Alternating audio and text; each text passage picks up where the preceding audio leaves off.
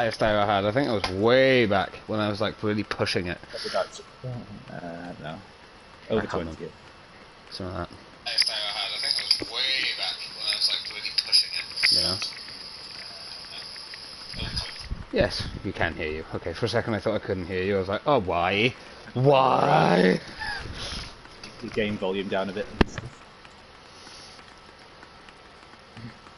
Yeah, make So the sure. last time the game was a little bit Someone just clapping us. usually for a crowd. Of course. Right, I'll turn everything down to like 20. I might seem a bit excessive, but or maybe I'll put the sound effects at 35, dialogue at like 25. He's laughing at me. It's because I'm Santa. I literally, I have one dance, that is it. I have barely anything in this game. I didn't play it enough. You're 290 and I'm 291, so... You can't Yeah, that's really literally just because I got shit gear and then just optimized it to be as high as possible. Old James was a lazy asshole. Yeah, shit gear, that was it, just do. Yeah, it's like, oh, that's fine. I only want to get to the top gear score. Actually, what have we got? What's on our weekly list? Yeah, I could be a higher gear score, but then my gear wouldn't synergize enough. Yeah. So there's a Sergeant History over here on the weekly one that get one gear set. Hopefully my internet doesn't whack out. Just pause the stream. Right.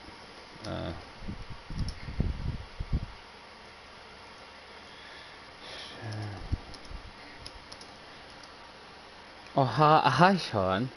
Hi Ivan. Joe, something funny that came to me the other day.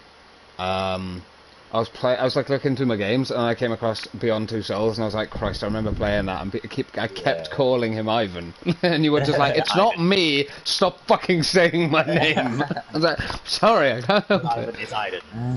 It's Ivan, you bastard. Ivan, help me out here. I was like, Ivan, come and just help me here, man. Alright, I'll be the soul that watches over you. Ah, see if we're best friends. Oh, you said it. Right, I think you get, yeah, I can get gear sets from daily ones as well. But it's the target intel, like, I have to keep collecting it. I got 35. I got 33. What? I think it's because I have jumped on this, like, I jumped on it quickly the other day as well, didn't I? Integral. Oh, fuck yeah. Just a lot of gibberish. Hi, Vic. Hello. We're gonna get into the actual podcast at about the 10-minute mark, so we still got about 7 minutes or so.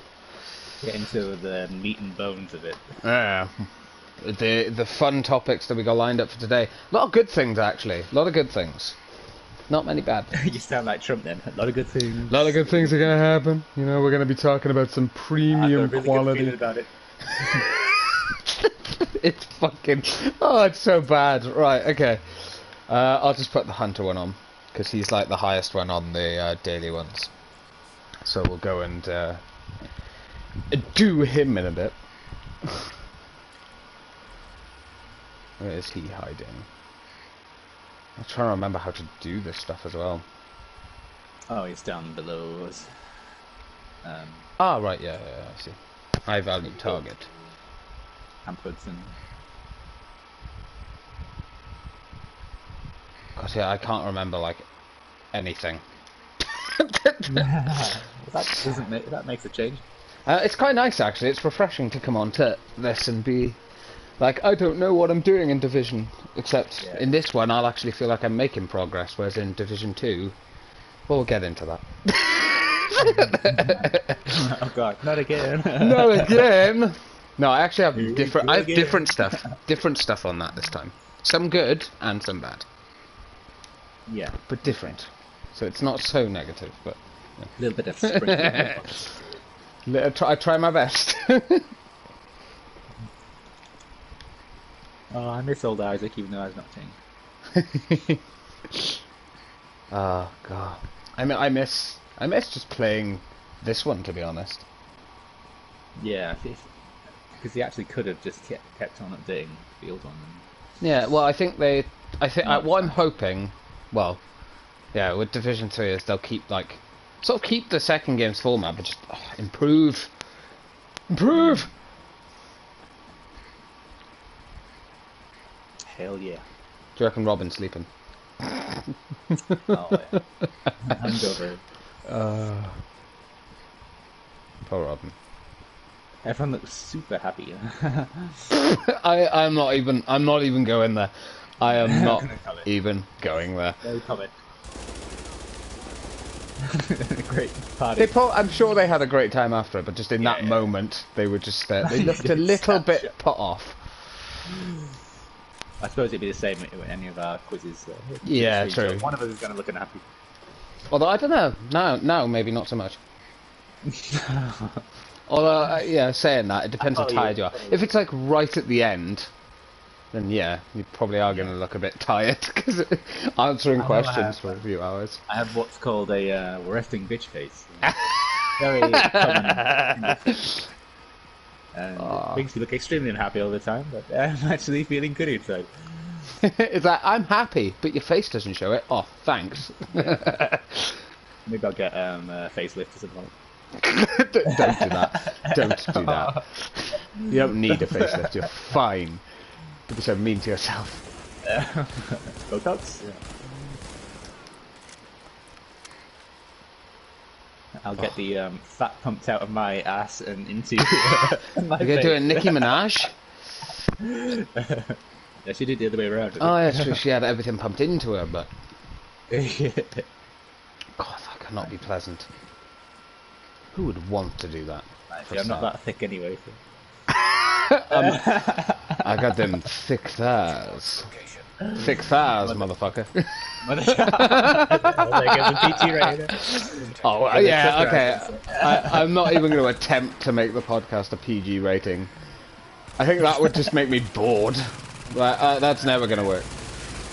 PG rating is not you. Yeah, definitely not. Anyone that's had a conversation with me knows that. Anyone who's been within a mile radius of you. Yeah, you just hear James before you see him. What do you mean? Fuck, shit, bastard, wanker! You've heard about James before you see him. He's like a myth. The myth of the thorn. Oh. Come on, stick your head out, friend. A legend of Wales.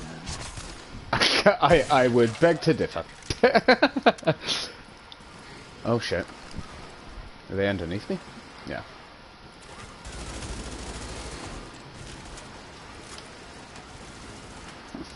Whew. I get the feeling we're going to have some spicy moments on here. Yeah, definitely. I actually think that I might go back to playing this one and then only go back to the second one for the invasions and stuff. Just to kind of keep my account active and just get them done so I can at least try to do something with that account. Yeah. Woo! Out. Oh, I forgot we got like a little box now as well, haven't we, for healing. Yeah. It's not a drone anymore. You put mine down actually. Yeah. Yes. How you doing though, Vic? You okay? Yeah, happy. Oh god. It's like I was until I heard your voice.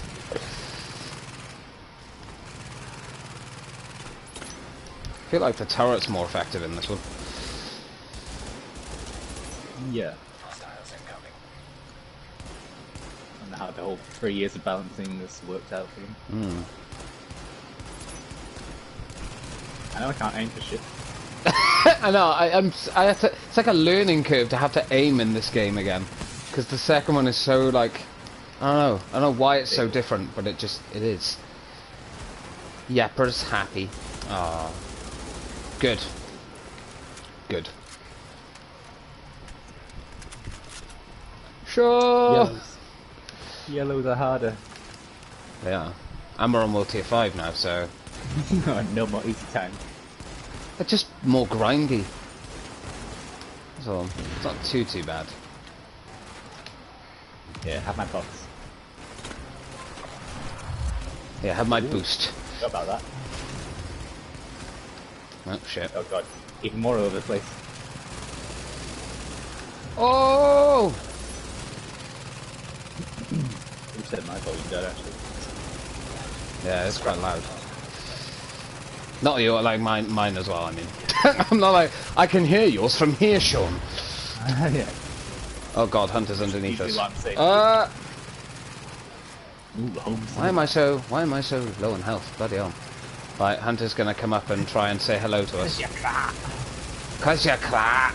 Oh shit.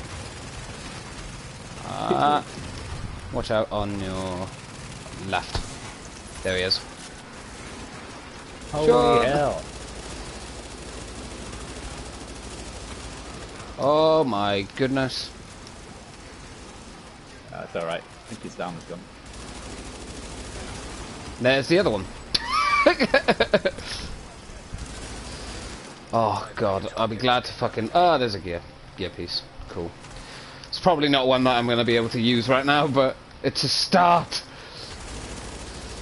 There's a lot of gear in this. Yeah, true. So the chances of you getting exactly what you want are very slim. Yeah. But that's although, on a higher difficulty, slightly better. Because when I do get what I want, it's more likely I'll keep it. Yeah. Although I'll probably keep all the gear sets that I get now, except for... if they're double or something, I'll just keep the better version. Oh, right. Beautiful. That actually went quite well. Do you think we should get started on this? Yes, I was going to say. So, hello to anybody that is watching this on Spotify. Believe it or not, the podcast is actually on Spotify now. Just type in the Mind of a Madness podcast and it'll come up on there. Thank me later. Yeah, been busy behind the scenes making a little... one of our friends, Robin, has made a little logo for us.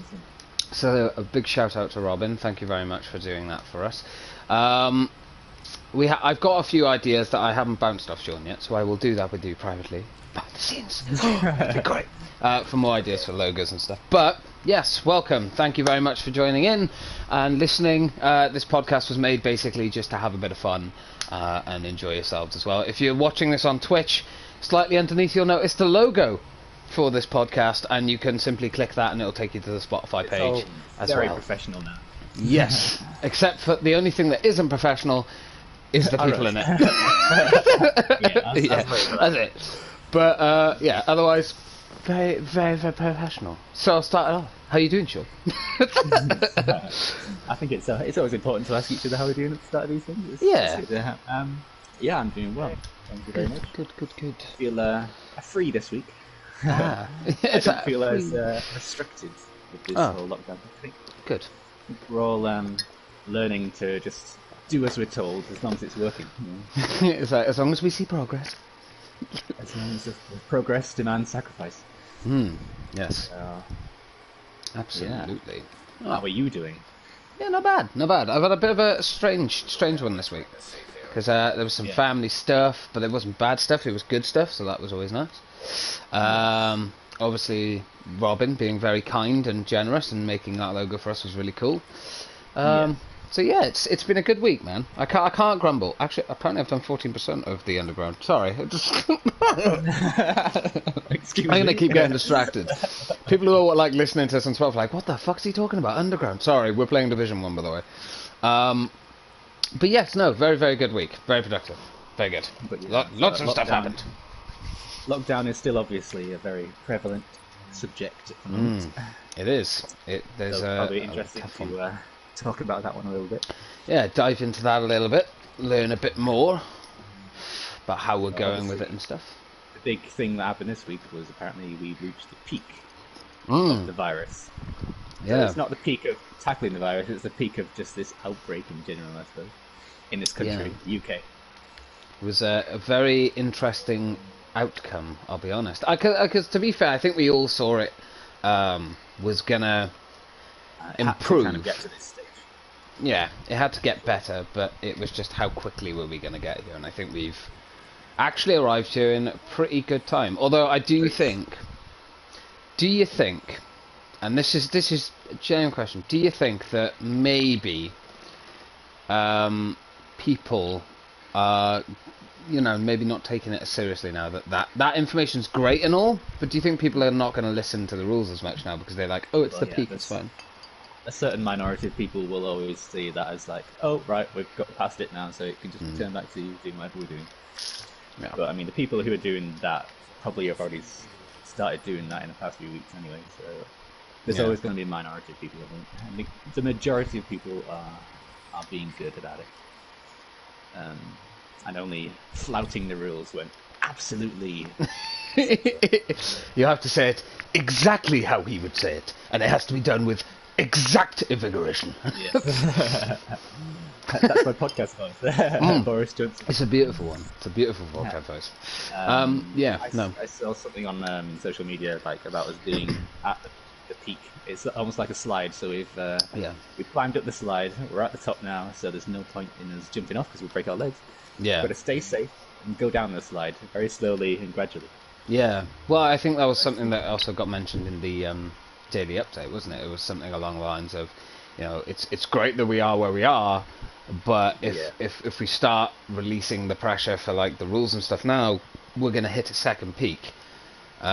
Which my next question was going to be: do you think that might actually happen? Of course, this is all speculative. None of us want that to happen, of course, but because of how this country is kind of acting, and we'll get into that in a bit, on like news and stuff that's been going on with people not listening to the rules as such or whatever. But with everything going on, do you think that people are going to take it as a sign to just be a bit more laid back? Do you reckon? Yeah, I think there will. Well, there will be some people who do that. As far as will there be a second peak?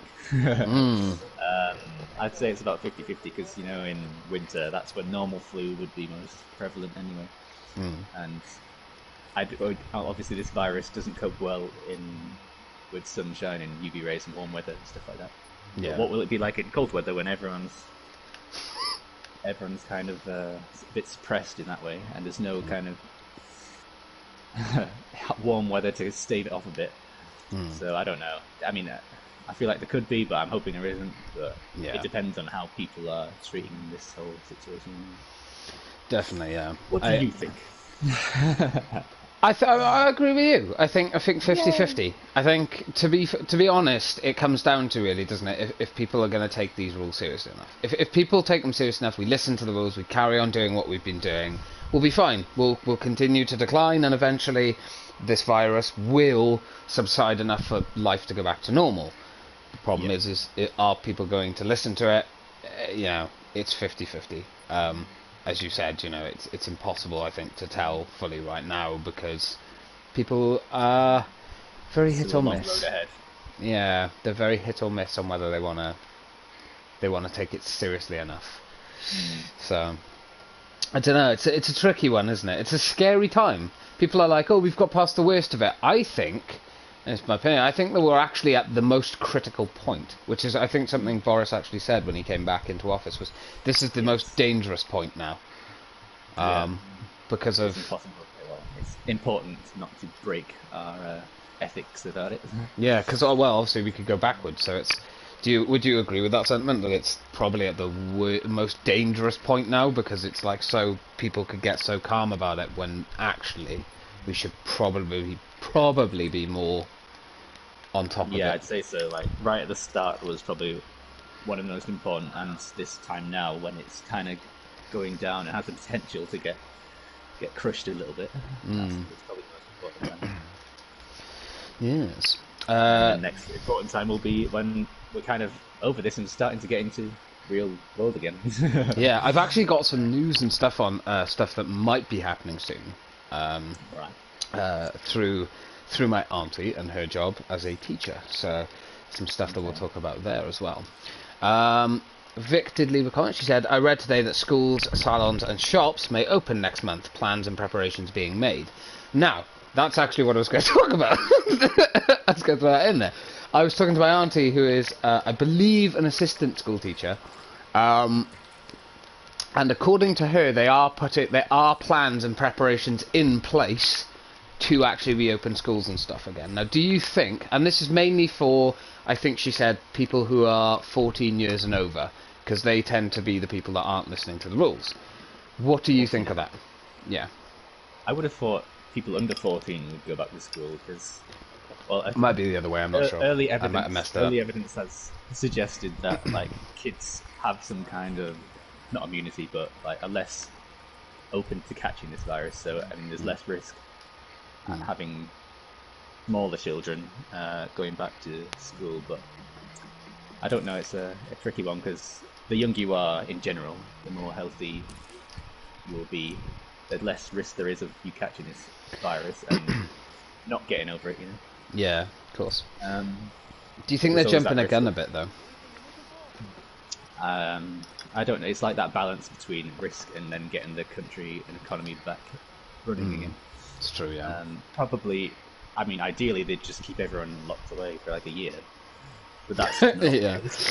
Yeah.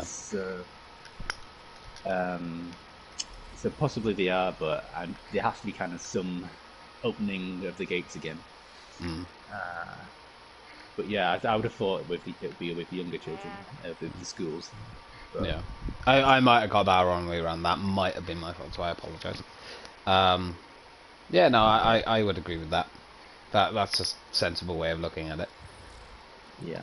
I think it'll definitely help as well with like if that demographic is the demographic that is not listening to the rules, then absolutely get them back in school sooner, because the sooner they're back in school, the less risk there's going to be. But I think it's more. No, go on. If they're flouting the rules already, then like what's it? School is only from like 8 till 3 or whatever, or something around that.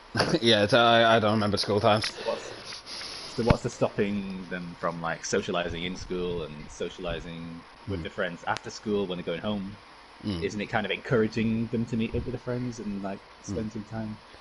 Well, from what I have been told when I had the conversation with my auntie, was that they're kind of planning on having like 1 year group come in for 1 week and then another year group in another week, and kind of continue that for as long as possible.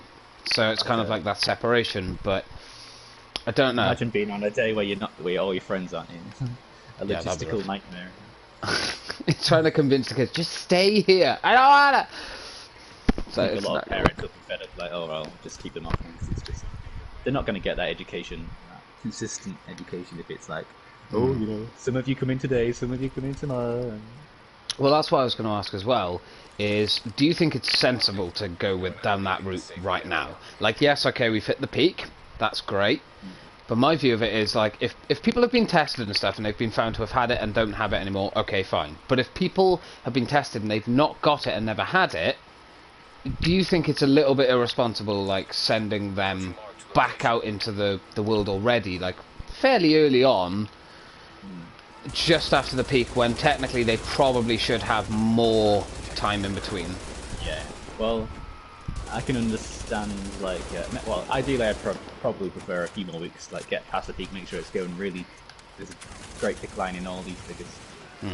But I can see where they're coming from, trying to just open up a bit of the economy and getting things back running, some sense of normality, because these kids are missing out on their education, which is their lives as well. Yeah. I don't know. It's a tricky one. Risk and the outcomes of it.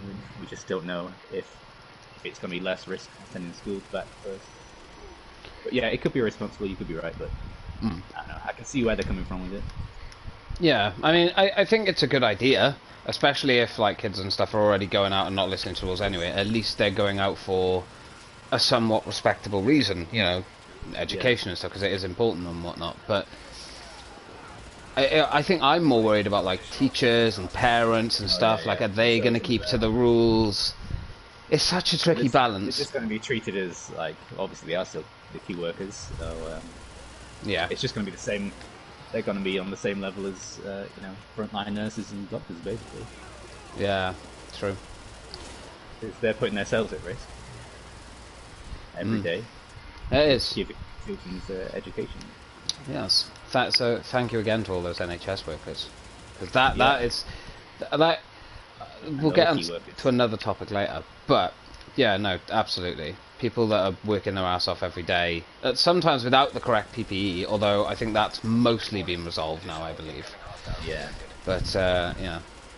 Yeah, no, it's gotta be scary. That's the thing, though, because from what I heard from my auntie as well, it's like they're not having like the full PPE still. Teachers are not haven't got the PPE. Oh yeah. So, Well, do you do you think they'll actually get it by the time? And again, this is just one school, by the way. I'm not talking about like every school, but this is just one school that all it is takes obviously. is one school, though. It's like, yeah, Yeah. So bit more do you education. think that that's something they'll get? I reckon they'll probably get it sorted if they are planning on opening schools and stuff. That's probably why they've given it a bit of time. But They should what probably if they have don't? something in place. You think they'd be prepared for something like this at this stage, Hmm. and if they don't, then it's just another a joke, basically. It's another risk, It's like, another oh, unnecessary risk. the ones who'll be saying this will be all fine, sat behind a desk, but not putting themselves on the front lines. It's a difficult one. Not fair. Yes, it's dangerous. What about another like the other ones like salons and shops? Your opinion on that kind of thing? Because obviously we've got like the important like essential shopping, so we can do that still. But obviously having salons for haircuts and things like that. I wouldn't. I mean, I wouldn't say that was necessary, but I mean, a lot of people would probably disagree because people Well, want a haircut, we basically. can all have different opinions. That's part of it. I mean, I Yeah. would be on your side. I would say that salons are Oh, not that they're not important. I won't say they're not important because I think I think that comes under like your mental health then at that personal point. well-being, looking after Yeah, yourself. maybe, but not so much that I would say risk opening back up I'm going salons to and put that stuff on the same now. level, as schools, and I don't think that's right. Yeah, no, that I definitely agree there. I think it should definitely be left a little bit longer at least if they're planning on opening salons anyway, because obviously we are going off speculation. Yeah. But yeah, And the other one was shops, was it? Like yeah. not So not necessarily food shops. Then. yeah, I would assume maybe corner shops and things like that. Maybe I'm not too sure. Like Maybe clothes gaming shops or shops. something. Yeah, clothes, gaming. That maybe I'm not sure again. By the way, for next week, I will do a little bit more research into stuff. So it's like I actually have an idea of what to talk about. But I'd imagine that'd be talking more about like clothes shops and things like mm, your Primarks and your H&M and stuff like that. no. Which I think, I don't know, because if you go to Asda right now, or any supermarket, other supermarkets are available. Yeah, No, hashtag not sponsored. yeah. Not sponsored. Yeah, I fucking wish, but no. And then there's like, they've got all the clothes sections open in there. So like, if people are getting within 2 meters of each other in supermarkets and in shops where it's not necessarily as packed and crammed, and I don't really see too much of a problem as long as they can maintain the distance between people. Because Yeah. I think that's the biggest worry, isn't it? Queue outside and stuff if that's what it takes. I think that's probably the biggest worry, isn't it? Like, social distancing and stuff is been the peak of what's kept everyone safe. So if you can keep those kind of social distancing rules in place, then yeah, crack on opening stuff up and opening up the economy and the world again. But if you can't, is it worth the risk of spreading it again? I think that's the biggest question it comes back to. I don't know if you'd agree on that, but Yeah, I agree. At the end of the day, you can get your clothes online. There are other ways to get clothes.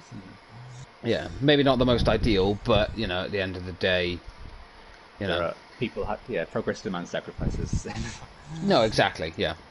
So, another thing about the lockdown is people getting fed up. That was something you suggested to talk about. Now, I have seen quite a few places around America rioting. I think there was recently something. Protesting. I can't remember. It was like armed protesters that broke into like one of the actual government facilities or something. I apologise. I don't know the actual full details, so I won't try and speculate on that. But what's We've your heard kind of about opinion on that kind of stuff? Like people breaking into like high government areas to try and get their point across of we're stuck being trapped inside and stuff. Do you think it's idiotic? Do you think it's understandable but still something that needs to be sort of pushed back?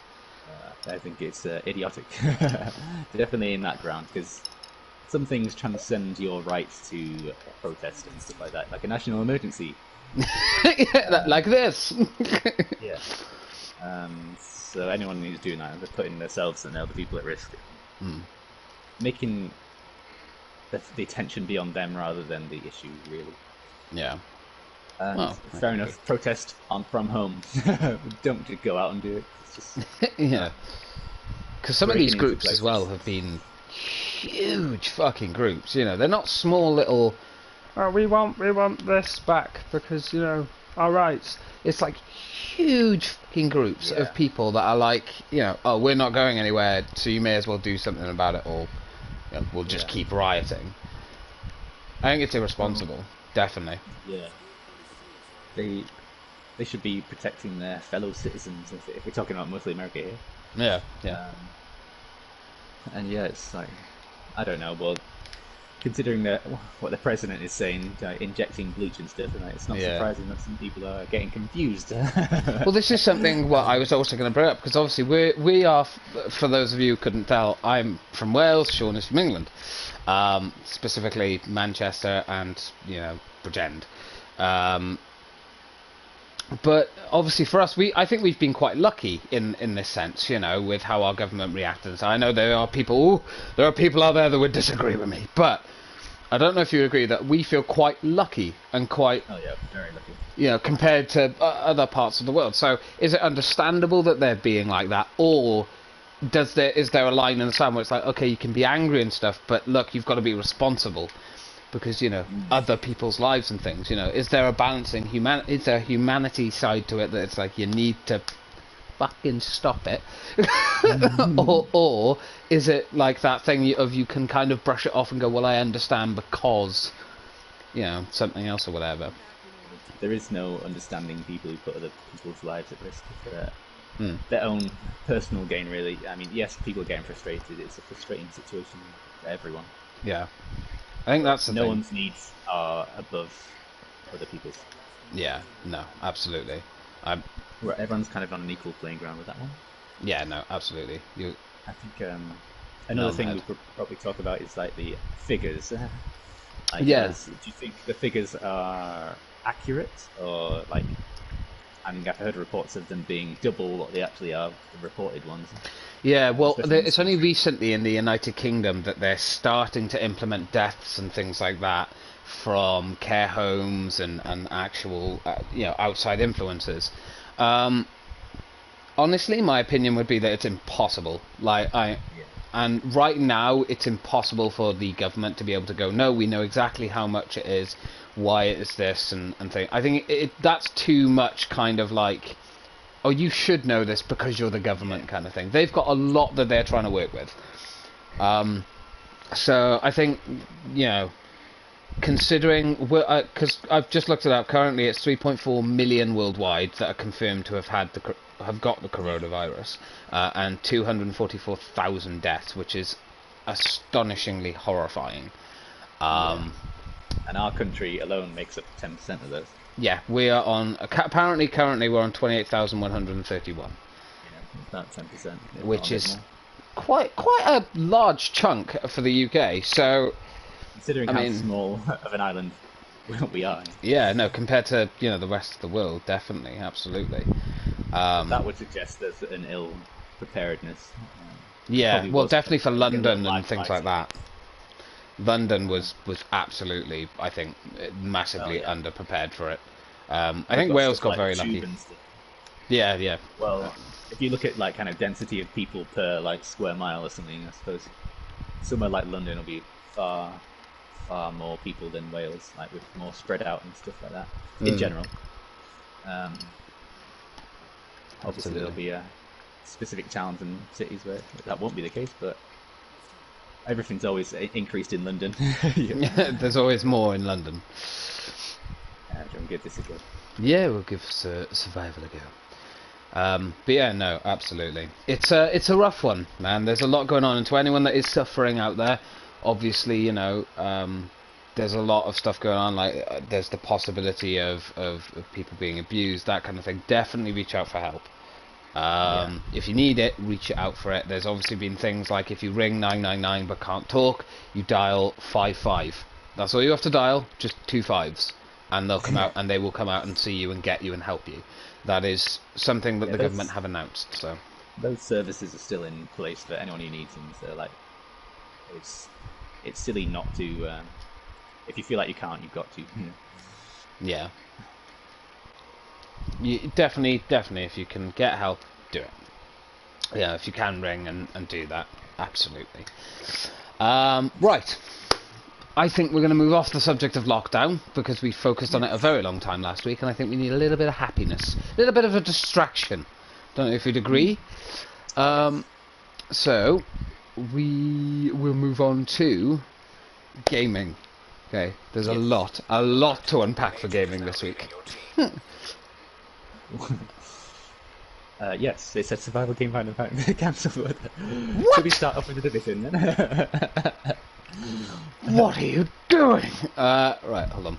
I'll sort that out. But yes, gaming news. So, one of the biggest gaming news that has come out is obviously Assassin's Creed. And obviously Valhalla. Your thoughts? Yeah. Your thoughts on it? Very excited for that that Assassin's Creed. I mean, Vikings, assassins. Who doesn't? How cool does that sound? I mean, this has been in talks for years at this point, like absolute years. People have been going, oh, they're going to do it, and they've never done it. And now it's like, holy shit, it's real. It's actually going to happen. So exactly. I'm wondering, obviously it's going to be like a big open world, like Assassin's Creed Odyssey, basically. I'm hoping there's going to be some kind of new elements in there rather than just like a reskin, I suppose. Yeah. Because they've covered quite a lot of eras with the Assassin's Creed series. This one has definitely been a niche, well, not a niche, a loss in the market, I suppose. It needed filling. And it's been set in England, which is even cooler. So, like, what's your kind of opinion on it finally, and what are you most looking forward to? We obviously had one of the Assassin's Creed was set in London. I can't remember which one. Oh, yeah, of course, that was Syndicate. Yes. Because they had the Jack the Ripper DLC, which I've still got to play through. I'm fucking behind on that. This one will obviously be totally different. There wasn't really, I don't know. England was very different back then, basically. Yeah, two very different time frames.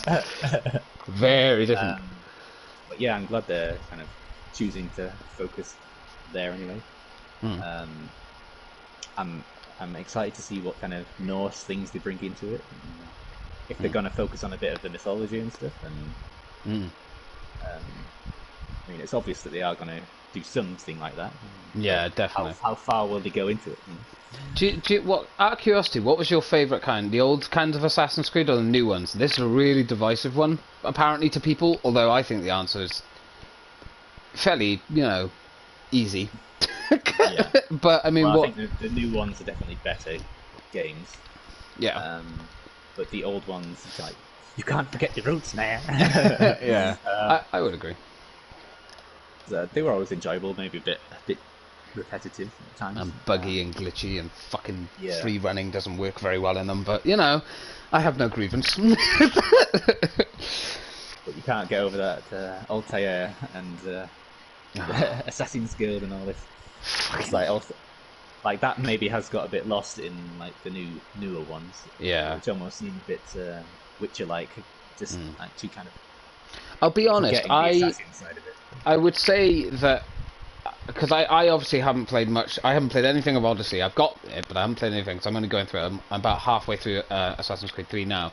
But out of curiosity, is the outside of the Assassin world aspect of it? The fucking I can't even remember the name of it. That's how little interest I have in it. Like when you're actually playing as Desmond and going around and stuff. Please tell me there's none of that shit. I'm like, I don't want that in there. I don't find it fun. It's not enjoyable. I get it. If people like it, absolutely fine. More power to you. But fuck me. The Animus is the best part about that game. That's why it's called Assassin's Creed. Yeah. Yeah. I mean, there's still elements of that in Odyssey, like modern elements, because it's all about Assassin's Creed is all about kind of this reaching going your back in time, ancestors. figuring out your ancestors. Yeah. Um, I'm not with you, by the way. Oh, for God's sake. uh, That's fine. I'll sort it out now. yeah, it's fine. I kind of forgot I was playing the game because it's really interesting. This. Yeah. Yeah, I can at least go watch you play it. I can see it. But yes, so there are still the story elements in modern days, but that has been kind of severely reduced since the first games, anyway. Well, like, oh, go on. Sorry. It's not Desmond anymore. Obviously, it's just like kind of Random people. more random people and playing with. I don't know. I kind of forget what what the whole modern storyline is about these days. Templars versus Templars versus Assassins, but it's like they go back through the ages, hence why they use the Animus to find like the Apple of Eden in the older games and specific items. There's like to a help Sword them. of Eden, an Eye of Eden. Fucking they're finding more things of Eden these days. dildo of Eden. I wouldn't be surprised. Sorry. That's what this new one is. The quest to find the dildo of Eden. The dildo of Eden. I'm with it. Well, Vikings. I mean, yeah, why not? Yeah, they didn't give a shit. Yeah, no. Obviously, we've got the gameplay reveal now coming up in the next couple of days. Victor's went, James. No, sorry. We've obviously got the gameplay reveal for Valhalla, obviously coming up now in the next day or two. So that should be pretty exciting. Looking forward to that. I do think it's going to be pretty much identical to the other ones, obviously, like the newer ones. What would you like to see them do after it, though? Oh, go on. Especially with all this like disruption that's been caused, I'm guessing it will be kind of a bit cookie cutter in places because they need to work with what they're familiar with to be able to work efficiently and fastly. Fastly? Is that a word? Fastly? Yeah, we'll go with that. Fastly. So yeah, I'm imagining kind of very similar to Odyssey in some regards, but it's all about the setting of these games. Yeah, I think that's the thing is like people. I don't know what the exact thing was. I think I've got to do this training bit before I can actually invite you to it. Maybe. I'll try and rush through it. Oh fuck it. Actually, I'll come back to this later. But yeah, no. I think it's the newer sort of RPG, big world kind of thing works a lot better than the old one. Definitely as well playing through Assassin's Creed 3 currently. It shows. The age shows. Jesus. But yeah, no. Absolutely looking forward to that. It's going to be. And I'm looking forward to seeing the gameplay. What would you like to see them do after this? Do you think for Assassin's Creed?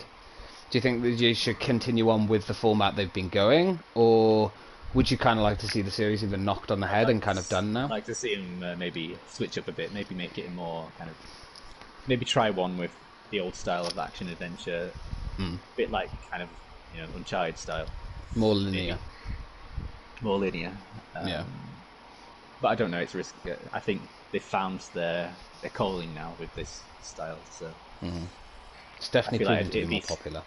It'd be a bit stupid to suggest that they've got to do anything else than this, because you know what Ubisoft are like. They want to kind of stick to their formulas, and they know what works, they know what gets them money, and they know what people buy. So yeah, that's true. They do indeed. They do indeed. Ubisoft haven't really done like a full kind of story, like linear kind of game. I don't know. They seem to all be open world style. Yeah, well, I mean, they found their niche with, what you call it, obviously they found their niche with the Far Cry series as well. Yeah. So there's that, which is always fun. So yeah, no, I'm very hopeful for it, though. I think this one is the one they're going to have the most pressure on, though, because let's face it, Vikings in Assassin's Creed has been fucking rumoured for literal years. Probably over a decade at this point. I would say, because I remember being back in school and talking about it and being like, oh, that'd be great, and it's just never happened, so... Yeah. I think people who... I've seen a lot of people who aren't really interested in the Assassin's Creed franchise, and they're interested in this one because it just, sounds awesome. Yeah. I think it has definitely divided. One way on just word of mouth, I think. Oh yeah, no, definitely, absolutely. I think it definitely has divided the community of Assassin's Creed though, because half people are like, go back to the old format, and then there's people like, no, stick to the new one. So It's definitely something that's been split in half now and made a lot more copious, I guess. Yes. Right, next game, Star Wars Battlefront 2. There's not much on it because we can't really talk anymore on Valhalla because we don't know anything more. Yeah. You know, it's very much speculatory and sort of known. But yes, Star Wars Battlefront 2, the final patch of updates and fixes and bugs fixes and stuff. Yeah, I know this is the final opinion? content patch. I don't know if it's the final bug fixing one, isn't it? Yeah, But, they might. Yeah. It's EA. Hey, you can't say that anymore. Oh, it's true. They did fix the improved. game. They did fix the game. Okay, yeah, I'll give them that. Yeah, Star Wars Battlefront 2 specifically has been a journey from the start. And Yeah, definitely. it's one game I was really looking forward to, and I played the campaign. I didn't hate it like a lot of people. I played through the starting few months where a lot of people really hated it. I think a lot of people got confused. Like, there was this whole kind of pay to win aspect, but it wasn't as pronounced as people were making it out to be. To be honest, I don't think. Obviously, there were mistakes that they made, and I know there's like the most downvoted Reddit post in history was made. Oh yeah. Christ, yeah. Something about pride and accomplishment. Yeah, they were like, we like loot boxes. No, don't fucking say that. It's been a meme ever since. Yeah, yeah. But yeah, they've consistently updated the game with lots of new content. Yeah, definitely. Almost every month, to be honest. All for free. There has been some skins which they released as a new, fairer system of players paying for cosmetics only. And yeah, I feel like it's been confusing. Not confused, good, and I'm sad that the content updates are slowing down now or stopping completely. Yeah, but why do you think they are? This is the question a lot of people have asked. Like, why are they stopping the updates? Do you think they're going to be working on because we all know that EA are heavily invested in their Battlefield franchise. But do you reckon they're going to make a Battlefront 3, like a Battlefront 3 third one? Yeah, you say they're invested in the Battlefield ones, but they've just stopped support for Battlefield 5 now as well. True, but they have announced the next Battlefield as well.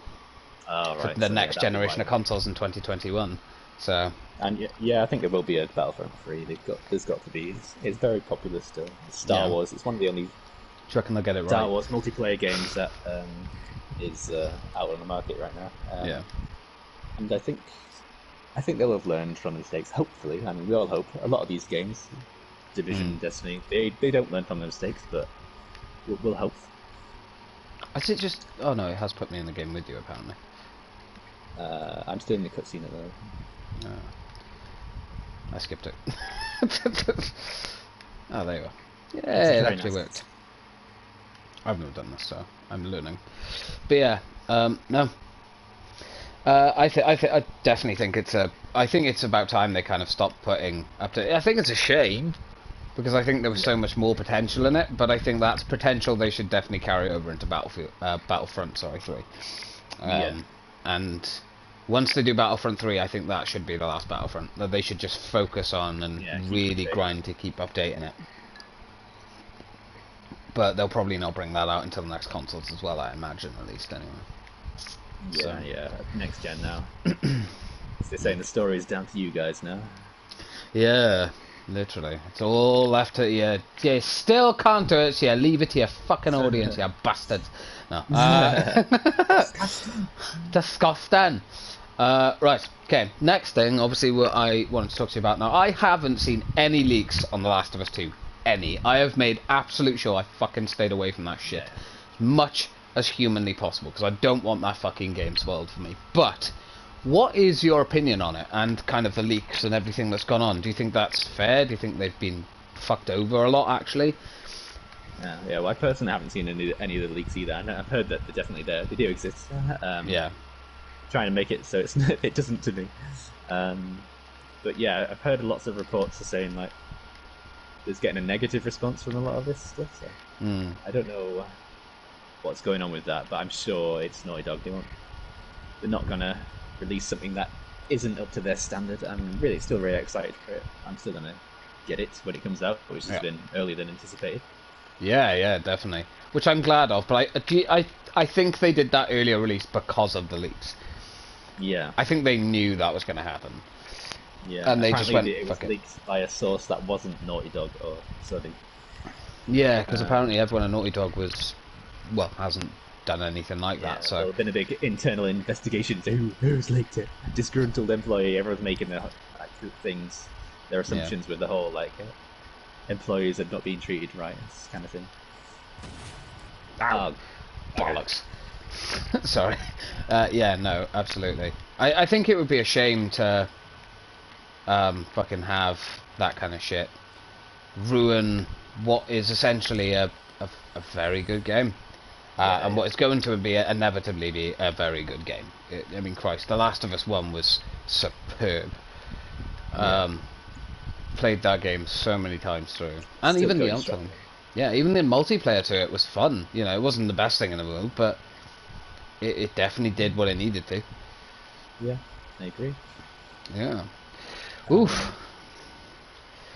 Oh, definitely. Yeah, you've never done this before. Yeah, no, this is all new to me. I'm just like, well, what am I doing? Just briefly, you're gonna have to pick up anything you can find, basically, supplies. Then we're gonna have to craft things when we get to the next safe house. Ah, okay. Just so you're not completely just so I'm not completely useless. Okay. And you get cold and hungry and thirsty and stuff like that. Oh god. Stuff that I'm like worst at. Right, okay. Well, now we'll get on to this bit, the Division. The game we are currently playing is Division 1. So, how are you feeling about Division 2 and stuff as the week has gone by? Do you still feel just as confident, or...? I mean, I don't think my opinions have changed too much. It's just existing right now. Yeah, it's just kind of clinging. It's a bit of spark of life soon, but I think that's about it. I think you can take charge on this. Yeah, I think I'm sort of in the same boat. I think it's a tricky one because, you know, we can give Massive as much shit as we want. They're never going to care, never going to listen, so they're not bothered. But I think the biggest shame of it all is like why they didn't, because obviously playing this first one, Christ, you can tell like this one was made with more love and care in the end. But we shouldn't have to wait 3 years for the second one to get to the same space. Yeah. Like that's mad. I mean, and they keep using the excuse of, oh, we know we're in lockdown and stuff, and it's like, so are other companies, yet they're fine. Yeah. You know, stop making excuses and do something about it. To just get better. I've marked somewhere for us to go. Ooh, okay. I'll follow you. Apparently I'm freezing, that's fun. Yeah, you want to try and get to some fiery spots, and I don't know where the hell I'm going to. But anyway, regardless of this. Yes.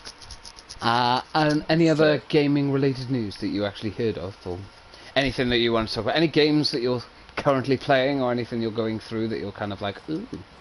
Well, I know we both recently downloaded Tom Clancy's Ghost Recon Breakpoint. You've obviously had it a bit in the past before, but I haven't really played it too much. Yeah. And I got it because I was just looking for something else to scratch that Tom Clancy itch, isn't it? What's your opinion on that game so far? I mean, obviously right now we can't play it because shitty servers. It's only on PS4 though. Oh. Apparently it's nothing on the Xbox One or the PC. Servers are fine. Yeah. So it's just PS4, which is... So they're obviously having some server issues right now, and it's an online-only game, so that puts it into perspective how you can't actually play it. You know? So that's giving a bit of a bad taste in my mouth, but we'll try and forget about that for now. From what I played about it, it seems to be quite a solid game, to be honest. Yeah, solid mechanics and stuff. Shame about all the microtransaction crap and whatnot, but... Yeah, I haven't really looked too much at the store on it. Like, I knew it was going to be like that because I've heard reports about it and stuff, so I just choose not to look. Sometimes it's best to just not look at these things. Yeah, distract yourself. And yeah, so I liked Wildlands, which was the previous similar kind of style game to that, I suppose. So yeah, I don't see why I won't enjoy. I've only played a couple of hours of it so far, but I don't see why I won't enjoy this one, especially with playing with friends. Yeah, well, I've been enjoying it. I mean, obviously my previous experience of it on the Xbox One, playing it on your own is more like a time waster. You're not really doing the story. You're basically just playing to grind. If you want to waste a couple of hours, it's a good game to do that with. But playing it with a friend, it does feel much more enjoyable, and it feels like I give a shit about the story instead of, sort of feel like you're doing something. Yeah, instead of just being like, it's all crap. So yeah, Which no, it probably definitely. is. Might be. It might be. I don't know, but it seems pretty good so far. I can't really give it too much crap because it does seem okay right now. We like to give things a lot of time before we make up our opinions. Like we've put many hours into Division. That's why we might seem like we're moaning about it a lot of hours. Yeah, well, I think the thing is, as well, is like there's a lot of people that when they talk about Division and stuff, is they go, "Oh, stop bitching about it, stop whinging." It's not that we whinge or bitch because we want to. It's because we want the game to thrive, you arse-hats. It's why anyone... I mean, if you care about something, you get frustrated or angry at it. It's just, it's the human nature kind of thing, isn't it? Of that, I'm frustrated because I want what's best for it, but they're not listening. So, I think it's a divisive topic, to say the least. Yeah, but everyone has their own opinions on games. Yeah, I think with Breakpoint though, definitely what you said seems like a very good game. It's just a shame about the current server issues on PS4. Hopefully they'll be resolved by later tonight or something. But we'll see. We'll see. Anything else? I was thinking we could maybe move on to TV shows that we may have watched and maybe watch to discuss a little bit on. So unless you had any other games that you wanted to talk about? I don't have anything in specific. The problem is that I haven't really done much. I'll be honest, I haven't done much research or anything for this week. I was quite behind, so I apologise. I was slightly behind this week on getting stuff I did want to, but next week, rest assured, it will be much more stuff researched and articles and things like that that I can actually talk about with you and I stuff. wanted to talk about something that's took the country by storm during this lockdown, which is the Tiger King. Ah, yes. I was wondering if we were going to get to this. No, absolutely, yeah. The very iconic Joe Exotic, who's currently in prison for conspiring to murder someone, basically. Yeah, a lot of stuff to break down. That is a huge series. Yeah, there's so many things that go on. It's kind of hard to pinpoint what to talk about first. But I mean, so obviously they're all animal keepers. Yeah. What did you think of the series anyway? It's like just as a quick. It was very well done. A lot of the actual people that were in it would disagree and say that it was a hit piece against them and things. That's a very controversial thing that we could get into. But no, absolutely. I enjoyed watching it. It was interesting to see kind of that world, and it probably doesn't give that world the best of names or the best opinions and stuff, but definitely an interesting character, Joe himself. The idea that the idea that he would that's as well, like the idea that this series blew up so much that Trump got asked to review his thing, which he's asking for a presidential pardon, which is mental. But I think he actually got sick, didn't he? Joe Exotic got sick in prison with COVID-19. I think I did hear that was on the bonus episode, I think. But I think I don't know. Don't quote me on that. But no, absolutely, very interesting series. Lots to break down. So where would you like to start? Do you think he deserves to be in prison? Like personally, I think he does, but not. I don't think he's a absolutely horrendous human or anything. Like, cause I know they piled everything on to make it seem like he was worse than he actually is. I absolutely think he should be in prison. There's no doubt about it. He killed 6 tigers for no reason.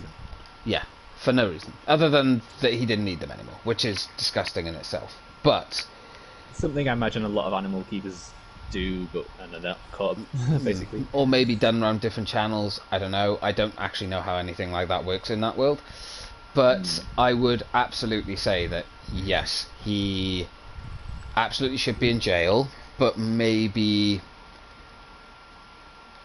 I would say, Maybe he won't die in jail. Yeah, maybe not die in jail. Yeah. From what we saw anyway, obviously there's probably a lot of research you could do behind the scenes that you probably learn a lot more and whatnot. But oh yeah, it's like all these series you can kind of do extra research, like making a murderer. Like there's stuff that came out that wasn't in the Netflix documentary. That's kind of substantial evidence as to why Stephen Avery is in prison, and he got the guilty verdict.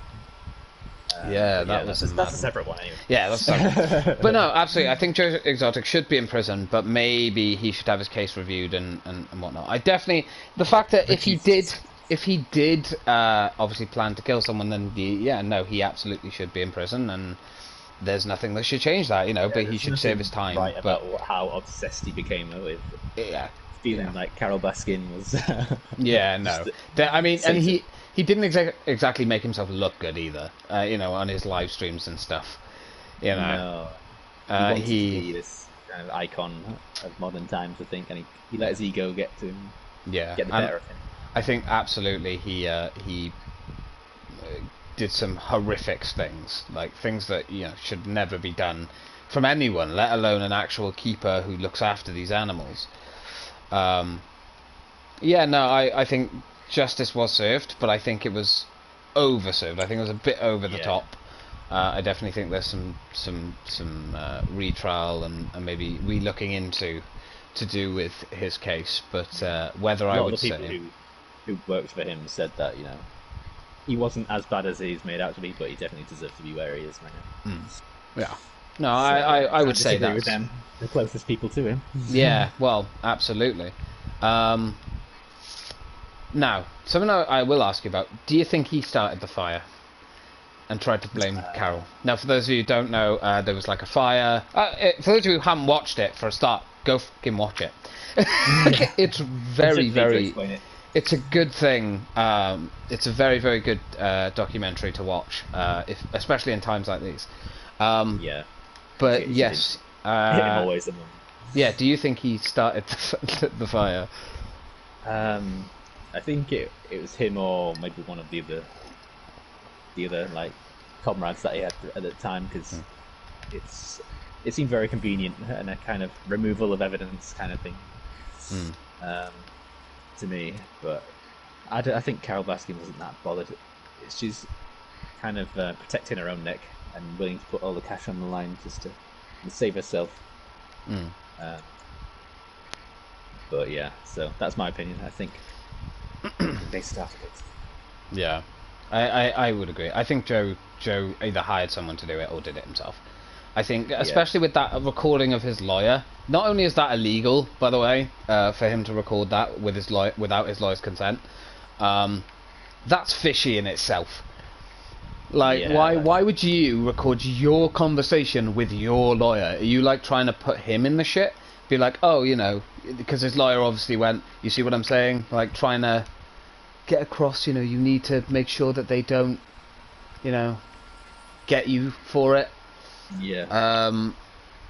It's because he was like, oh yeah, they've obviously they've got no reason to sort of have you back or whatever. Like it does come across very, very bad looking for both of them. But no, he definitely didn't help himself in that situation at all. He definitely incriminated himself a lot more than he would have been if he hadn't done half of the stuff he had done. I think he was a bit stupid. Very, very stupid. Very fascinating, and everyone can have their own opinion on it, kind of series. So I'd recommend anyone to go and watch it. Oh shit. Oh bollocks.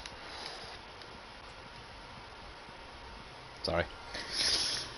Right. I don't actually have any medkits to revive you right now. Oh shit. Do you have any medkit to revive yourself? Nope. Bollocks. I might die. It's alright, we'll play something else after this thing. Yeah. Survive as long as you can, though. I'll wait around for you, obviously. Maybe soon after, to be honest. Right. Vic did put a comment in the chat. Do you want to read it?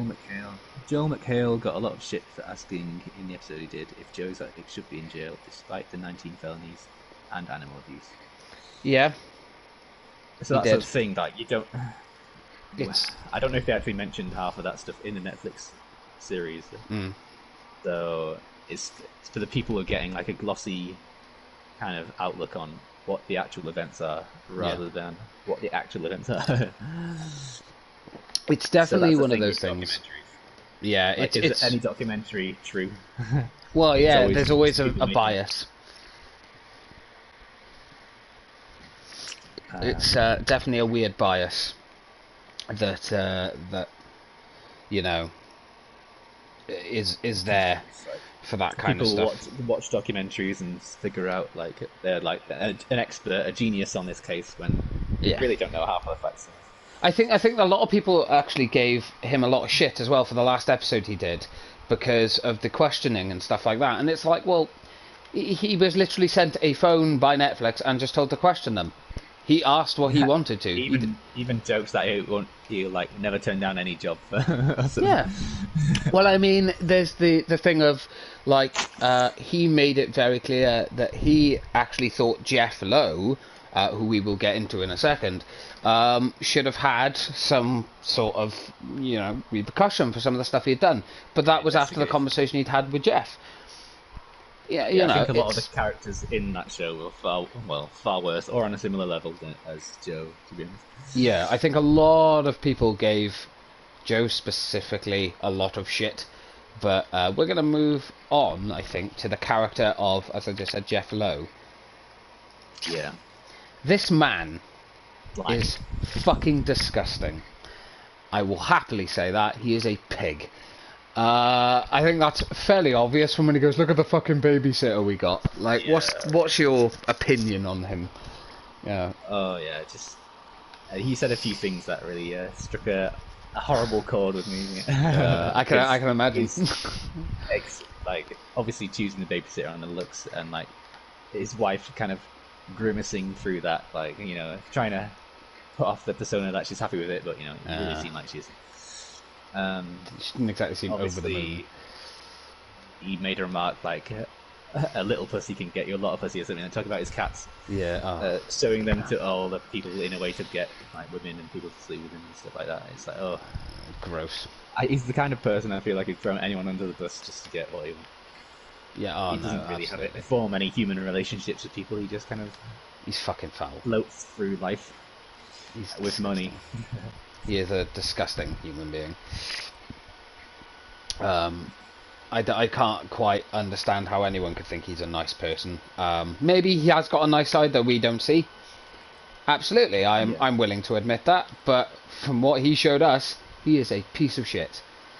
The way he treats women, and the way he just acts around the animals and stuff, it's sad, man. Like how he's like, oh yeah, no, these animals are great, they can give you so much pussy, and it's like, when they're heavily drugged. What the fuck is wrong with you? Like, are you broken? Are you fucking, what? Like, oh, I don't like him. Disgusting, man. Filthy bastard. Now on some of the other stuff with him. Oh, go on. Vic said, I think people see them as characters rather than people. Yeah. It just seemed a bit like a fairy tale when you're watching these documentaries. They're so dramatized and like they are biased whether you think it or not. It's whatever the filmmaker wants to say, basically. Yeah, it's tricky to keep it very separated. The public want entertainment, though, basically. So if you saw something that was true to the facts, it would be very boring. Yeah. Was it completely true? You need to kind of bend it a little bit. Yeah, as one of the most famous people in the criminal underworld, a guy called Chopper said, never let the truth get in the way of good yarn. So exactly. you can always spin a story out of absolutely nothing. So with every story, you need a bad guy, and you need a good guy, and you need a good story narrative. He was absolutely the bad guy in that, Jeff, by far. Yeah. What do you think about... Because obviously there was a lot based around him. as well. Like a lot of shady shit as well with Jeff, especially the idea that he faked that he was rich to Joe, to help him out with like legal fees and money and stuff like that. What's your take on that? Because obviously there wasn't too much of a dive in on that stuff. Yeah, because he wouldn't have allowed that. He seems like a very private person. Because that's the thing with these kind of, I want to say criminals, but I don't know what other word to use. Well, he was a criminal, wasn't he? He was convicted in the past. Some of them are smarter than others, and it's that will be the difference. Yeah.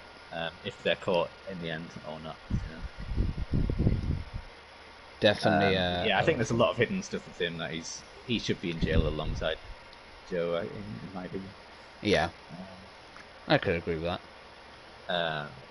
Probably done far worse things, to be honest, but just hasn't been the big ego behind it. Yeah, he wasn't the one that was like focused on the most. As I said, he'll throw anyone under the bus. Yeah. One of those people. Yeah, no, he definitely feels like he would just throw anyone under the bus. Be like, nah, don't need you anymore. Bye. You know, it's like one of those things. Yeah.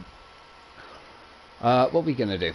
We gonna do some more daily stuff I or went to, a mission? I went to do a mission. Oh, if you want okay. to join me with that one. Where are you? Ah, there you are. Okay. I will fast travel there in a moment.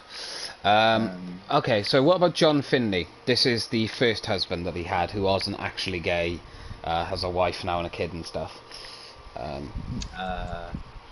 John. So he was the first one that kind of in the actual series looked like a bit of a redneck crackhead. Yeah, which is a bit harsh, I think, on him. But well, Joe was very specific in what he wanted. I think in his life, you know, he knew where people heads were at. And people obviously there's kind of a big drug problem with a lot of these people. Easier so to control. He would feed that desire in return for whatever he wanted, you know. Which so he definitely had a certain type of people, as shown with all of his husbands. Yeah. Young, impressionable, attractive to him, and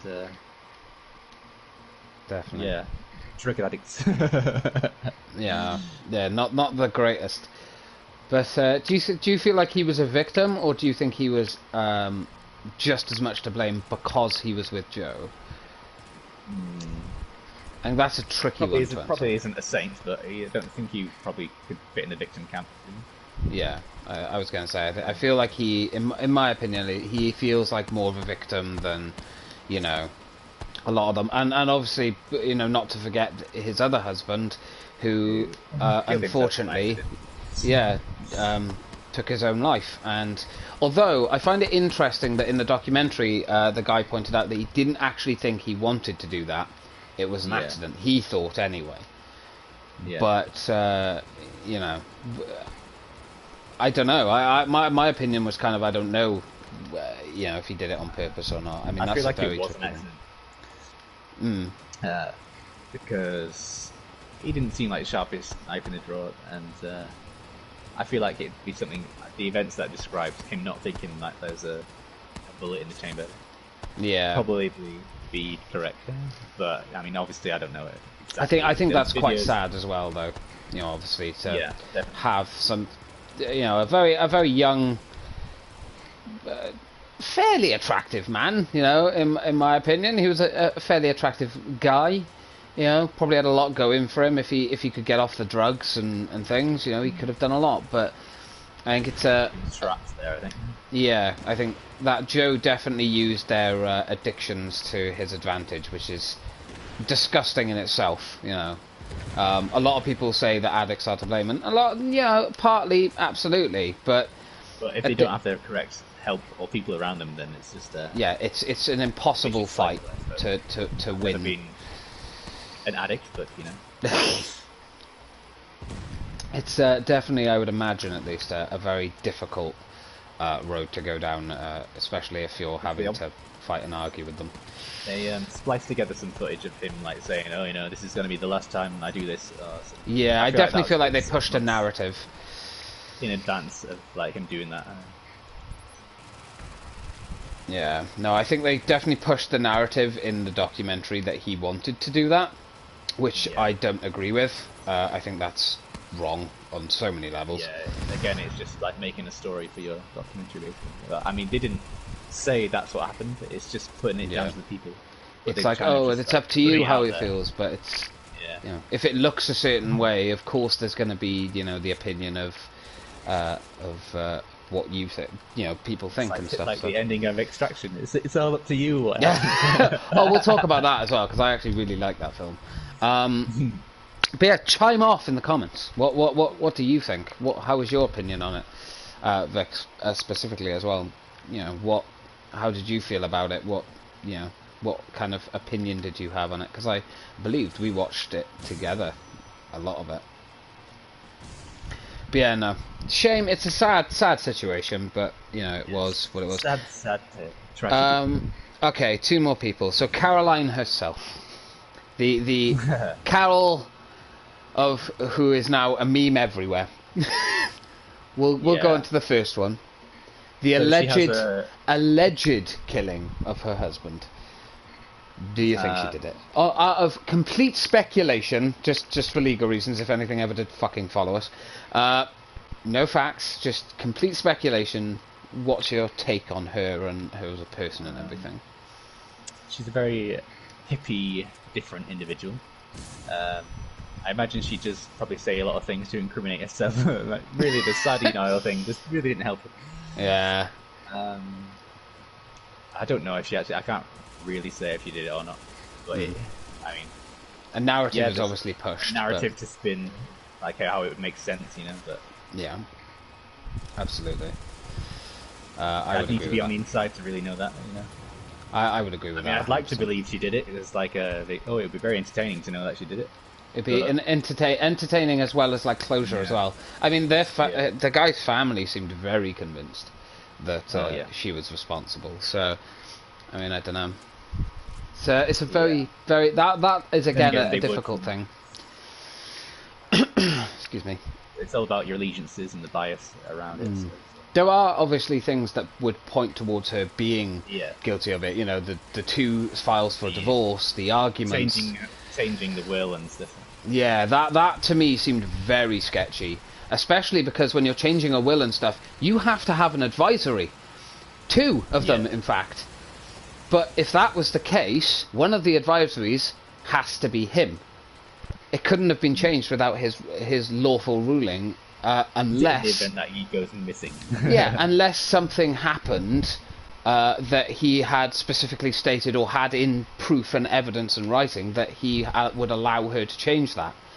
Yeah. But that would be very difficult to obtain and push in a court of law. The only reason I know all this, by the way, is because I watched a video on YouTube by a guy called Legal Eagle, an actual lawyer who like watched it and went through all like the legal stuff. So I learned a lot from it. I was quite surprised. But yeah, no, it was rough, to say the least. But yeah, no. Opinion on her, though, as a person? Take away, like, all the speculation of stuff, like her as a person. What's your kind of view on her? Not a woman I'd like to meet. I think I said the same. Yeah. I think the one thing I did state to Vic when we were watching it was, she's so contradictory. She's doing exactly the same thing. They're in fucking cages. So it was very much, she's a contradictory woman. It's like almost the best of the worst kind of sanctuary situation. Yeah, which is, I mean, I don't at all think hers is the best, by far. But I definitely think maybe more rules and stuff. Vic said, we watched all of it together. I don't think he meant to kill himself because of how calm that guy, the guy he was talking to beforehand, and the shock immediately after. Apparently, though, Carol's former husband's lawyer stated that he was strangled in a plane and then dumped in the Gulf of Mexico. And Vic also said she thinks she's an idiot. That's fair. No, I mean, that's an interesting thing. That theory, what's your take on that theory?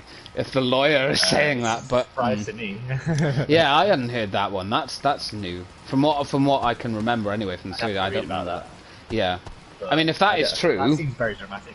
Yeah, if that's true, that lawyer... Tigers? That seems easy. if that is true, that lawyer shouldn't be talking about shit like that anyway, because it should be stuff that's been done behind the scenes. So naughty lawyer. Also with the client confidentiality or something. Yeah. Well, no, I think it is. That's. I think there are rules and laws behind what you can talk about, and if that isn't, as far as I know, that's not public knowledge, or shouldn't be public knowledge at least. I don't know. That's very. I'd never heard of that one, but I mean, I'd say it's a fun theory. I don't think there's any truth behind that, personally. But I would absolutely say that, you know, it's if there's any viability to it, that it should definitely be looked into.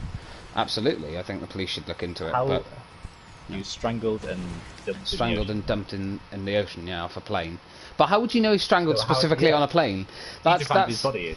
It feels like that. If that is true, then that lawyer is definitely pushing an agenda. But yeah, no, I mean the guy in the onto the guy who obviously witnessed, bless him, the suicide of Joe's husband. He obviously said before it he didn't think he was meant to do it, because he felt like he was having a calm conversation of just him messing around. So, I mean, there is a lot of validity to it just to be an accident, you know. But was there any mental health stuff going on? Absolutely. I think both the husbands had a lot of shit going on. Will fuel a lot of mental health issues. Yeah, absolutely, they will. She also said, I was reading his cold case article. Fair enough. Carol also says that her late husband flew to Costa Rica to have sex while she was on her period. I mean, Carol made a lot of accusations about her deceased husband, obviously not being faithful. Kind of, what's your take on that, out of curiosity, then, Sean? How do you perceive those kinds of things? It's hard to say, but you know, I wouldn't put it past him being unfaithful with the situation of how they apparently met. Yeah, of course, yeah. If he's just driving around looking for someone, doesn't that show that he's the type of person who drives around looking for people? Yeah, he doesn't look great himself, essentially, especially when he was dating people that were a lot younger than him too. I believe there was a big age difference between him and Carol when they first started dating. So, you know, it's not great for him, but no, I think there's a lot of confusing bits and bobs to that case, absolutely, and I think there's a lot of unanswered questions. I don't think we'll ever. Yeah, I don't think we'll ever have an actual definitive answer. Not unless they find like a body, or, you know, have evidence to prove that maybe he just ran off, or, you know, maybe there was more to it. Turns up. Yeah, if he just randomly turned up, I think he would have a lot of explaining to do. Sorry, I got lost. I got confused. Yeah. Oh god, that would not look good on him. He just turns up. I got lost. Sorry. By the way, this is all. This is all in respect. So anyone that's listening is like, "Oh, that's disgusting. You're making fun of that situation." No. That's not the case. It's just, you know, trying to make light of what is mostly a dark situation. Yeah. Right. Not in a horrible way. Just, no, of course. As respectful as possible. Yeah, as respectful as possible. It feels like we're talking with friends, because that's how we relax. Yeah, exactly. That's what these podcasts are meant to be, especially in horrible times that we are in, and the difficult times that we are into. Right. Vic said, but of course, literally still more. But of course, she also states that it was a happy marriage and she was lost without him. Yeah, Carol was very flip-floppy. She would say one thing and then the next minute she'd be saying the complete opposite. She would never stick to one side. Again, whether or not that is validity to put the murder on her, I don't think so. I think there would have to be a lot more, unfortunately, investigate into it.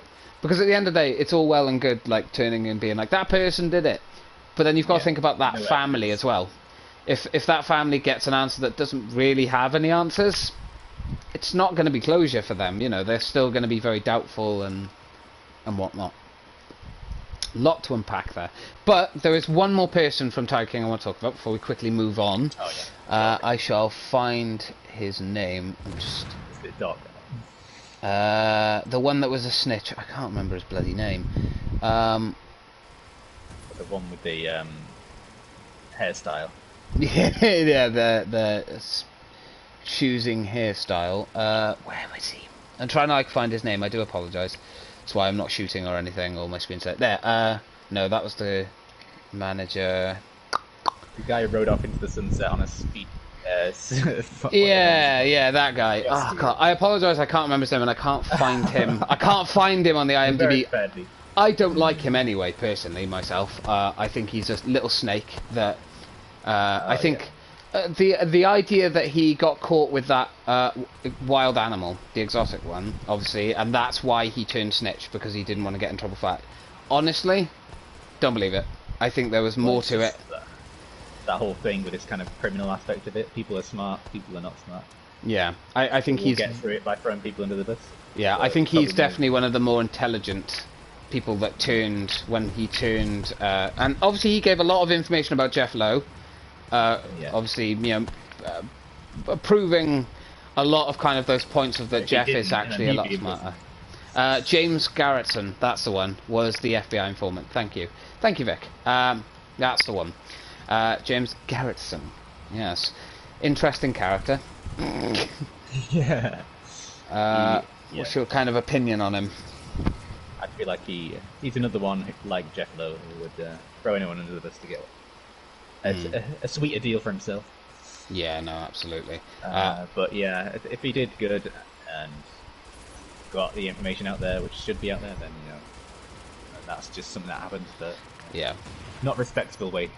Yeah, not a respectable way to do it, but definitely necessary. So someone had to do it. Yeah. So unfortunately, that's what it comes down to in these kind of situations. After time, it seems to be very much kind of, and I don't know if you'd agree, but yeah, there has to be one person who's called a snitch or something, just to get some form of kind of respect and an ending at least to all the shit going on. So yeah, definitely a dodgy character himself. I think he's got a lot of stuff to answer for, and hopefully he'll always be just that snitch, I suppose. Yeah, but I think that's the thing that worries me, see, is I think he knows so much, but he's only giving so much information, but people just go, oh, he's a snitch. So he'll need to hold something back for next time. He has a lot of fucking information, I think, that he should be, that probably hasn't given.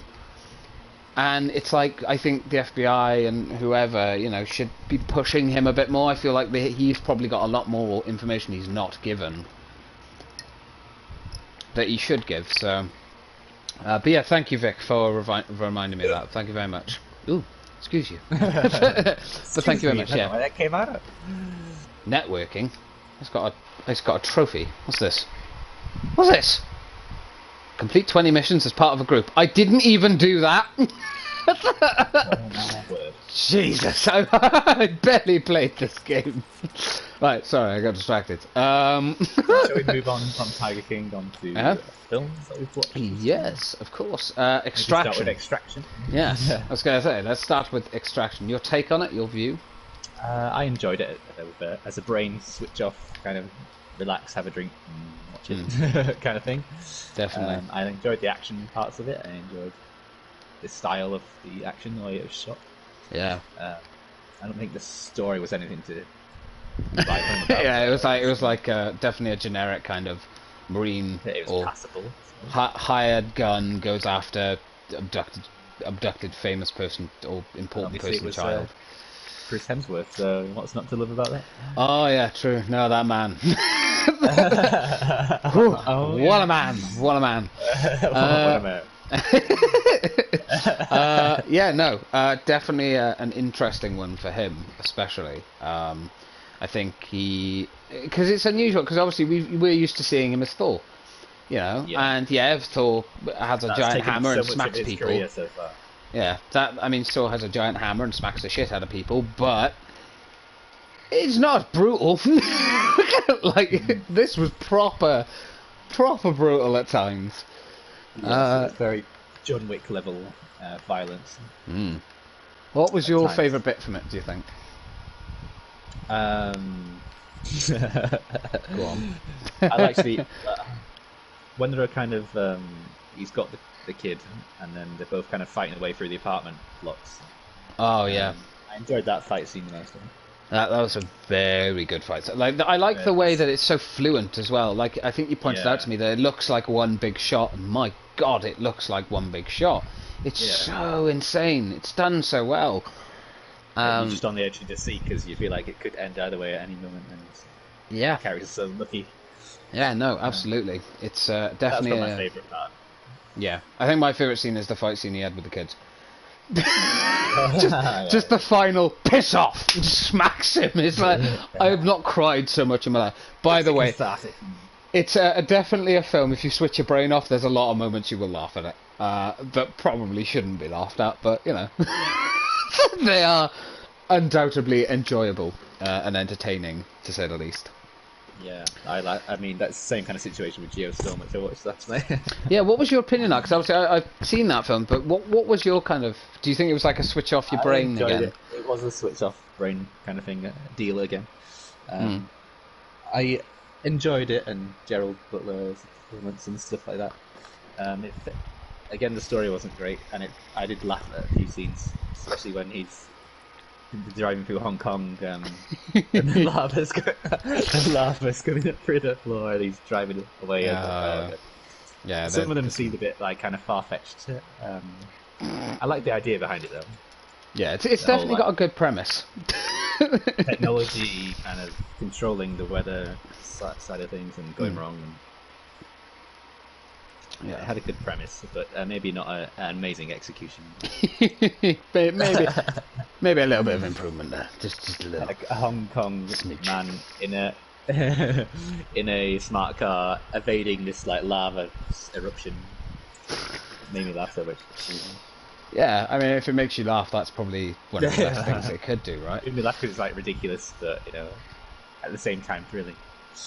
Yeah, it is an interesting film as well about like being able to control the weather and things. I find that to be quite a fascinating thing, especially since that's not too far fetched from what could possibly happen. There was obviously a project, a classified thing that got declassified that was proven that the Americans did for a very long time, for a couple of years, try to manipulate the weather, and they actually managed to successfully get it to rain more over the period of 3 months. So it was an interesting premise, but I think a bit over the top. Yeah. The film obviously exaggerated that tenfold. Oh yeah, definitely. The lightning storm and all this stuff. It's very good. Definitely, yeah. Entertaining. Film I watched, Knives Out. Oh. Good film, very good film. We just had a comment, Tiger Forever 1980X. What are you guys doing? We are doing a podcast, my good friend.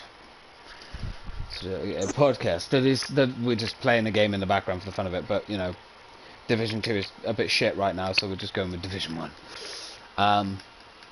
Yeah, just a random little podcast to keep people entertained. It's essentially what it is.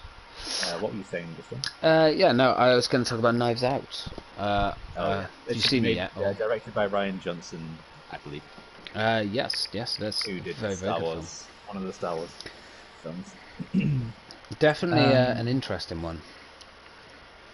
It's got all the big A-list actors in it. Yeah, it's got Daniel Craig and Chris Evans, who, by the way, fantastic in the film.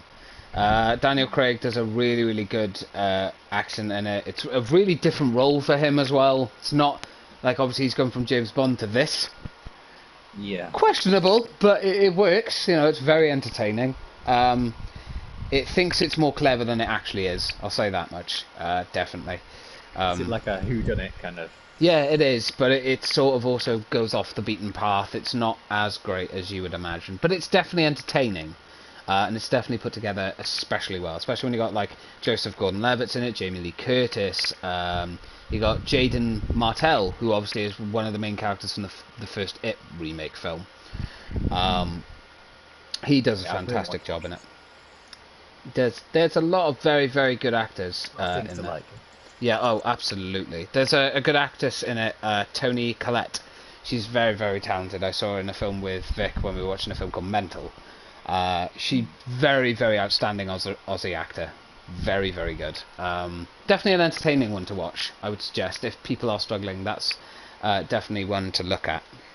I believe it's out on early access, so you can rent it and stuff, so that's pretty cool. Actually, that's something I was going to ask you about, Sean. Yeah. Unless you finish what you were saying, if you were going to say something. I was just going to say a lot of films are doing this kind of early release kind of thing. What I was going to ask, what's your opinion on that? How do you feel like that's going to change the landscape for the future and stuff? Well, obviously, because I feel like going forward, it'd be better to just it's the companies behind these films who have to just bite the bullet and release these things, which are already done, for people to view at home. Like the money they make from the cinema is obviously like the grossings for the film, because they don't really count from the DVD sales and stuff like that. Yeah. So it's going to be really impactful for the film industry in general. Yeah. This specific time anyway, because obviously they won't be able to produce anything right now, but they'll be able to put things out there which has already been done. So yeah, it's going to have a difficult effect on it. Well, it's having an effect on everything, but particularly this. Yeah. Our entertainment source. God damn. I think it's going to definitely change the landscape of it. Yeah, it's made a lot of people think about their lives, I suppose, and what can change in going forward from this. What can we learn from it? Yeah, definitely. Ooh, some spicy ones to be talked about then. This is very juicy. Yes, I finished obviously Afterlife season 2 and Sex Education season 2. Two my favourite series that Netflix have done. Obviously, Afterlife being the one with Ricky Gervais. Have you had a chance to? Have you watched either series I've of seen that? some clips of Afterlife. Obviously, in the trailer. There's like the little ginger something. Yeah, no, that is one of the highlights of the first season. I'll be honest. And then season 2, I've had a clip of them in like they're in like this Pilates or yoga kind of room, and they're getting annoyed by the teacher basically. It was quite funny. Yeah, it's a very dark series, but it's got a lot of realism to it and a lot of emotion and feels. I would go as far to say it's probably one of Gervais's best ever acting roles that he's ever had. Probably one of the best performances. I like Ricky Gervais and his like stand-up stuff, I find that funny. But I've never really been into the series that he's been in, like The Office and stuff. I think he's never really into it. Yeah, I never really got into like The Office and things like that personally, but Afterlife was definitely a very impressive turn that he took. So I would absolutely say that it's definitely worth a watch. If you haven't watched season 1 and 2 yet, go and watch it. Yes. Fantastic scripts and stuff that come with it, and they did season 2 justice as well. I was very worried when it came out that they were going to do season 2, because it was like, oh shit, they're going to mess this up, something's going to go wrong, they're not going to do well. Nope, they pulled it off. They did a very, very good job, so fair play to them for that. And Sex Education, well, I loved both series, but I fucking hate the writer. And he damn well knows it as well. The ending of season 2, he actually quoted in, well, I'm going to paraphrase it because I can't remember, and I'm not going to look the article up because it'll take me forever to find the exact one, but he said, I love being pissed off at stuff. Or she, I believe, it might be a she actually, it's a she, I believe. She was stating that she loved being pissed off at things, so that's why she's done it how she has. Fucking asshole. But exceptionally good. Very, very good at pulling your emotions, and very well balanced. There's a lot going on in that season, or that series in general, but she balances it with such finesse that it works incredibly well. So I would absolutely advise anyone to go and watch that, because it is outstanding. Both seasons. Very, very good. But yeah. I've had a lot of recommendations. Yeah, definitely. I mean, you know, plenty of stuff to watch. Definitely something to watch. Yeah, definitely something to keep an eye on as well. I mean, you know, give us your opinions on it as well. If anyone has actually watched it, if you actually go off and watch that stuff, let us know what you thought. Anything else that you wanted to touch on today, my good sir? Well, there wasn't one more film that I watched the other day called is it trashy horror films that I kind of have a guilty pleasure for. It's called Countdown. It's about, right, okay, that's what I'm interested in. An app that you can find out the date of your death, and then when that day comes, then you die. So it's very kind of trashy and ridiculous, but it's well shot, well made. I got a few laughs from it. It's one of those things where if I was about 17 or 18, I may have found it like a bit scary. But no, it's very funny. Yeah, I have heard that it's meant to be quite ridiculous in its execution. I mean, even the concept is just ridiculous. So yeah. I mean, it's only a matter of time before they were starting to get into the modern day of killer apps. Oh God. Because it's kind of started with the Japanese Ringu and the Ring American remake. So technology having those films are fucking remakes. Having capacity to kill you. Yeah. So that's this evolution of that, I suppose. They're bad. the Grudge and the Ring remakes, like the Rings and the new Grudge, are just not good. They're not good, which is a shame because I really wanted them to be. But I liked the Ring remake because of Naomi Watts for that. So maybe a better take. The only thing I can remember from the Rings film that came out is the fact that one of the Big Bang Theory cast is in it. Okay. That's it. Like literally, that's it. Leonard. That's all I can remember. I'd say they're one of the better horror remakes of that time, but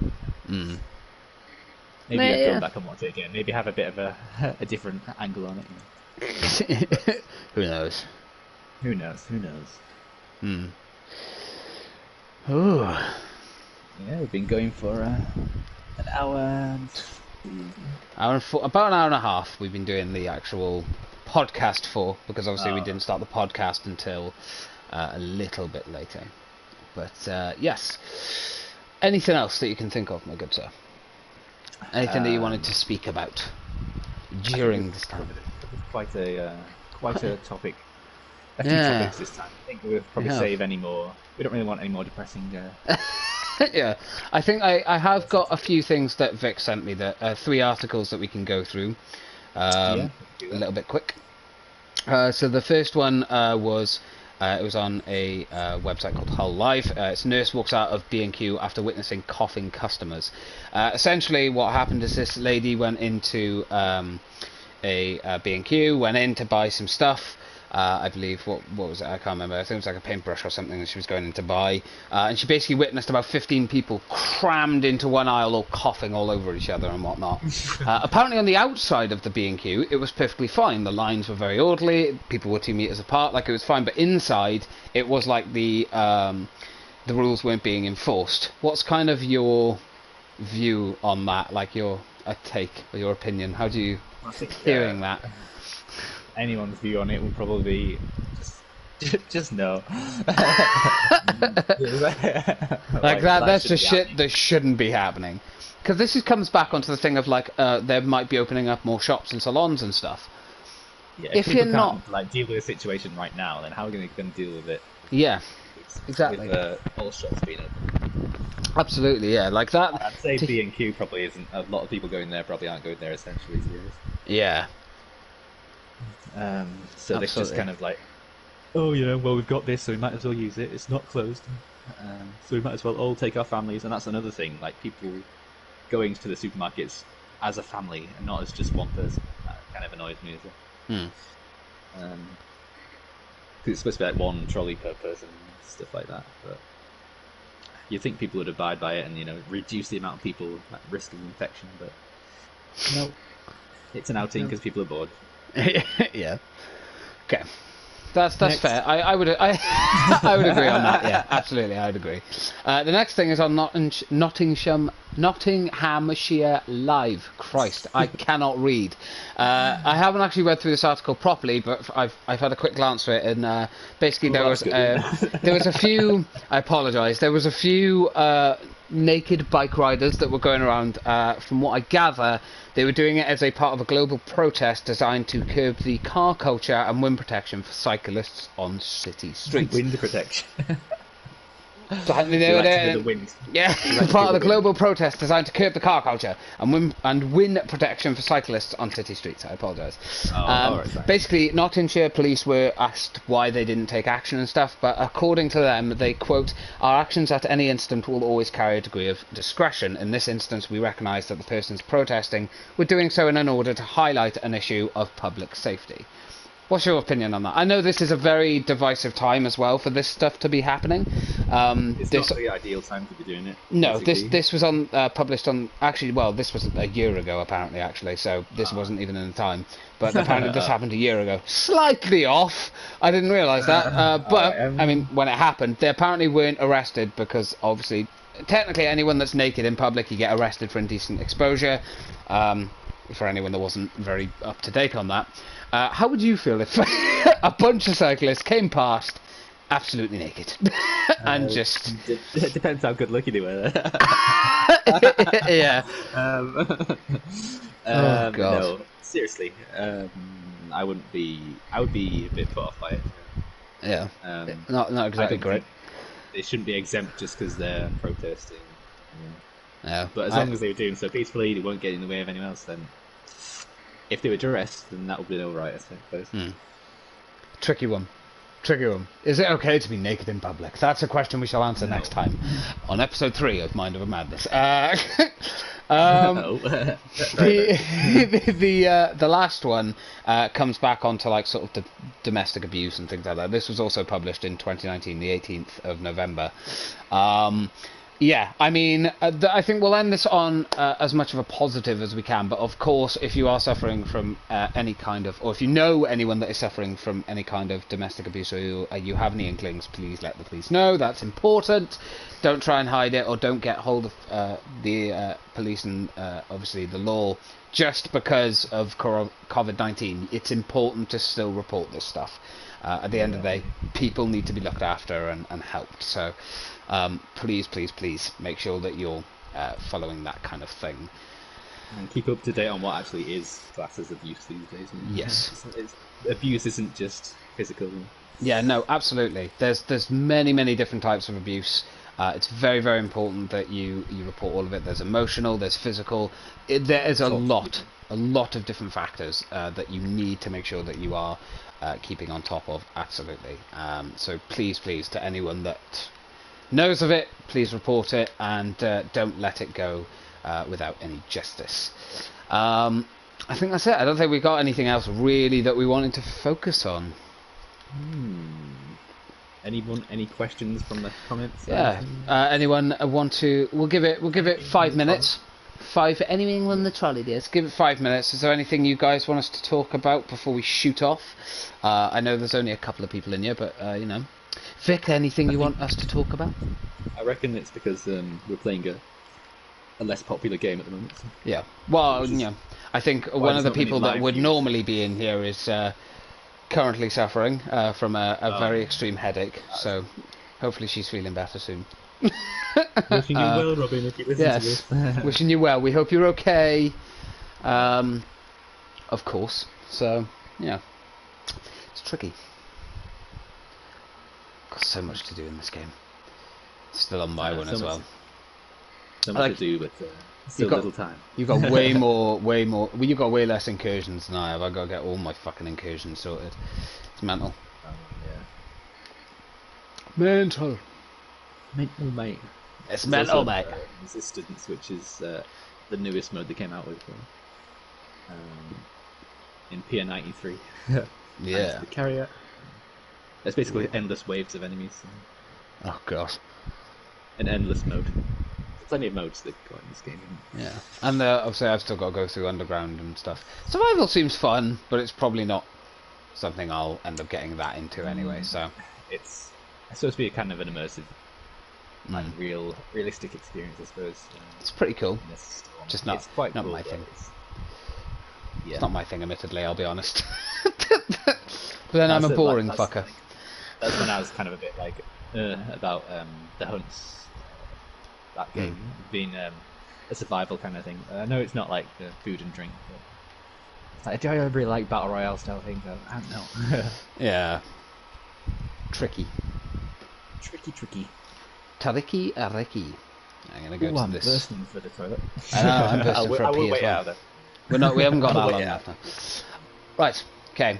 Nothing's come through. I'm assuming there's nothing specific that you guys want us to talk about, which is cool. That's fine, absolutely. Well, this one was slightly shorter than the last one, so that's fine though. I think about 2 hours, maybe slightly under, is about the perfect time. Don't want to sit through too long. Yeah, exactly. It can be pretty fucking boring.